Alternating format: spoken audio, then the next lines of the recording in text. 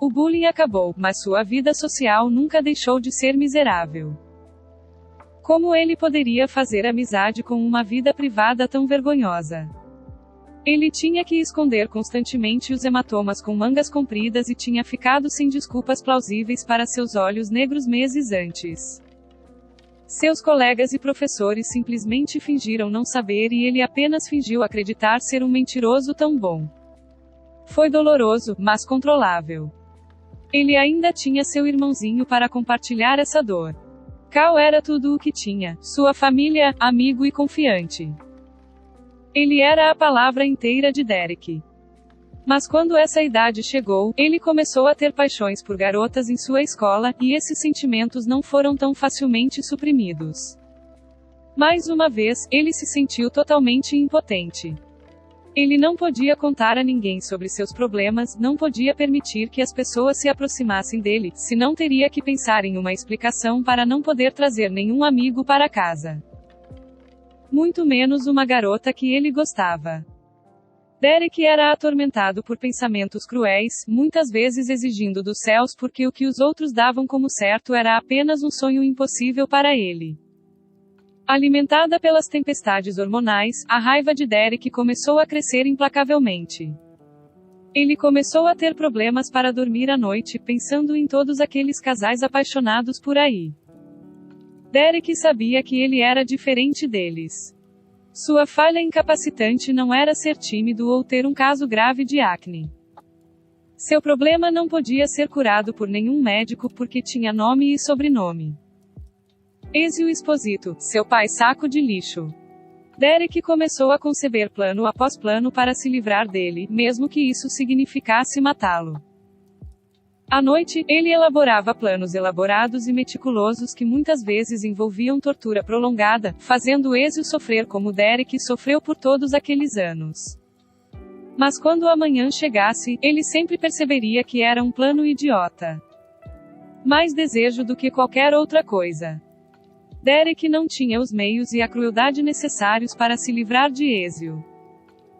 Não importa o quanto ele o odiasse, Ezio ainda era seu pai e ele era apenas um adolescente raivoso. Matar Ezio. Claro. E então? Viver uma vida inteira cheia de culpa.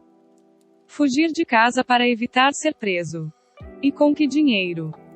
Matar Ezio significaria abandonar Cal para sempre e destruir qualquer chance possível de ser feliz no futuro. Então todas as manhãs Derek engoliria seu plano junto com um mingau e seguiria em frente. Sua única perspectiva real era se espremer como um louco, conseguir uma bolsa de estudos e sair daquele inferno o mais rápido possível. O tempo voou, e em um piscar de olhos era o último verão antes do primeiro ano do ensino médio de Derek. Apesar do clima quente, seu coração estava frio como gelo. Derek já tinha atingido seu surto de crescimento. Isso combinado com suas artes marciais e treinamento muscular lhe deu uma aparência malvada.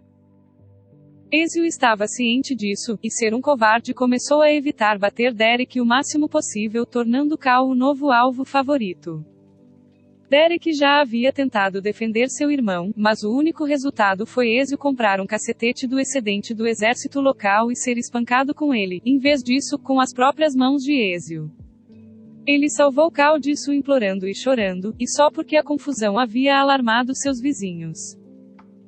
Então, sempre que Ezio fazia uma de suas birras, Derek só podia ver seu irmão sendo espancado de novo e de novo.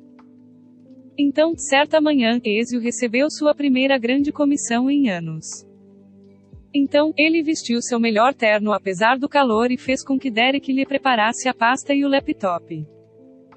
Ezio estava com muita pressa, ele não podia permitir que seus concorrentes arrebatassem essa baleia.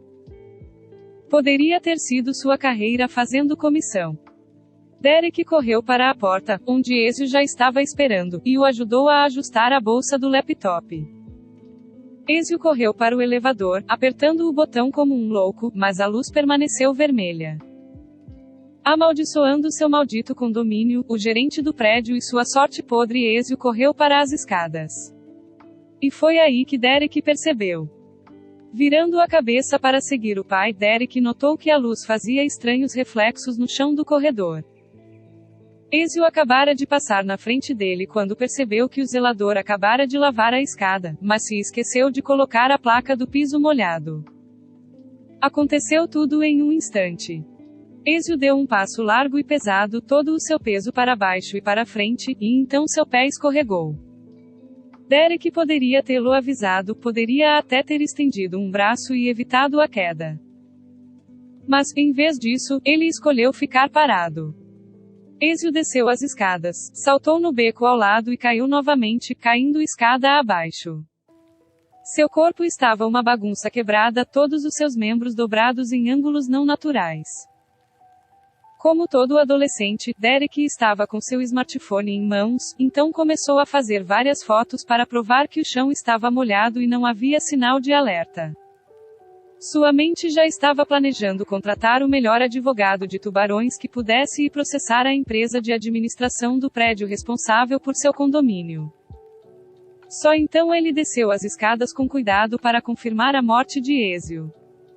Ele estava lá, incapaz de gemer ou pedir ajuda, mas seus olhos estavam fixos em Derek, implorando por ajuda. Derek sorriu para ele e disse: "Você realmente acha que eu sou tão estúpido por nunca aprender nada com você? Como você mais de uma vez me ensinou, nunca delegue. Se você quer algo bem feito, faça você mesmo. Seu smartphone está em seu bolso, tire e ligue para o 911. Eu sou apenas um filho fracassado, não quero estragar isso para você, papai." Os olhos de Ezio estavam cheios de choque e ódio, mas isso durou apenas um momento. Sua cabeça ficou mole, seu olhar em branco. Uma risada lutou para sair, mas Derek a reprimiu. Em vez disso, ele começou a gritar por ajuda para fazer sua melhor imitação de filho aterrorizado. Como sempre, a mãe de Derek estava muito obcecada com seus problemas, sua dor, seus sentimentos para se incomodar em procurar o advogado, deixando tudo nas mãos de Derek, já que Ezio não existia mais. 3 pássaros com uma cajadada só. Depois de uma cuidadosa pesquisa, ele contatou e contratou o melhor advogado de tubarão que podiam pagar para que Derek fosse seu cliente em vez de sua mãe. Ele contou tudo sobre o incidente do pai, o abuso e a necessidade de fazer para que o dinheiro fosse dividido entre os 3, mãe e filhos. Tanto Derek quanto Cal foram muito firmes nesse ponto, queriam que o advogado iniciasse o processo para conseguir a emancipação. Com o dinheiro da compensação e da herança, eles tinham o suficiente para serem autossuficientes até que Derek pudesse sustentar os 2. O que se seguiu foi o período mais feliz da vida deles. Primeiro, obtiveram a herança e pouco depois, emanciparam-se e mudaram-se da casa da mãe. Nem um mês depois, eles receberam uma oferta de acordo muito generosa do gerente do prédio. Eles o usaram para se estabelecer e fazer planos adequados para o futuro. Durante os anos seguintes, os valentões não foram um problema. Derek e Cal agora eram ambos artistas marciais e se apoiavam. Finalmente eles poderiam experimentar ter amigos e namoradas, seu pesadelo doméstico finalmente acabado. No entanto, eles sofreram muitas decepções, já que muitos desses chamados amigos acabaram sendo pessoas que queriam usar sua casa sem pais como uma casa de festas. Além disso, eles tiveram dificuldade em descobrir o que ser um adolescente normal deveria ser. Enquanto seus colegas pareciam interessados apenas em se divertir e faltar às aulas, eles estavam focados em estudar e economizar o máximo possível. Derek e Cal passavam feriados e férias em empregos de meio período para desacelerar o enfraquecimento de sua conta bancária.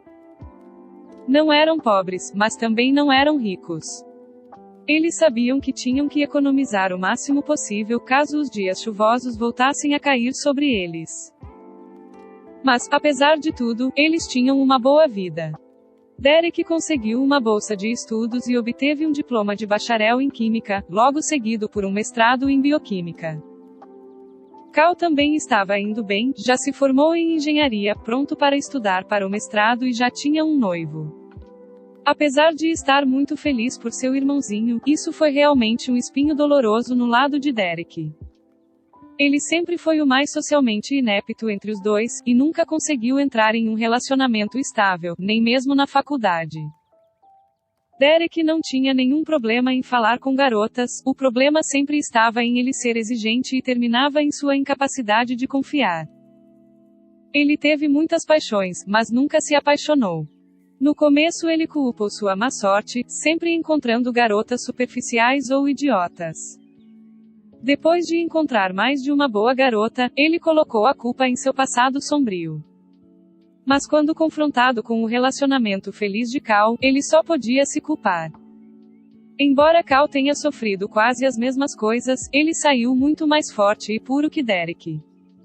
Derek estava com muito medo de ser ferido novamente para deixar qualquer relacionamento crescer acima de um certo nível, e esse era um inimigo que ele não podia simplesmente derrotar. Derek aceitou o primeiro emprego remunerado decente que conseguiu trabalhando no turno da noite de uma grande empresa química no departamento de perguntas e respostas. Cal havia compartilhado com ele, como presente de formatura, que estava disposto a propor a sua noiva assim que conseguisse seu mestre. Daí Derek precisava de dinheiro porque ele tinha apenas 2 anos para economizar o suficiente para dar a seu irmãozinho um casamento decente. Derek não gostava de seu emprego atual, mas era uma forma de iniciar sua carreira profissional e preencher seu currículo. Também foi bem pago, e ele resolveu usar o seguro da empresa para buscar aconselhamento psicológico. Ele sabia que tinha problemas e queria resolvê-los. Derek consultou vários médicos antes de encontrar alguém com quem pudesse trabalhar e, depois de vários meses, sentiu que finalmente estava começando a fazer algum progresso.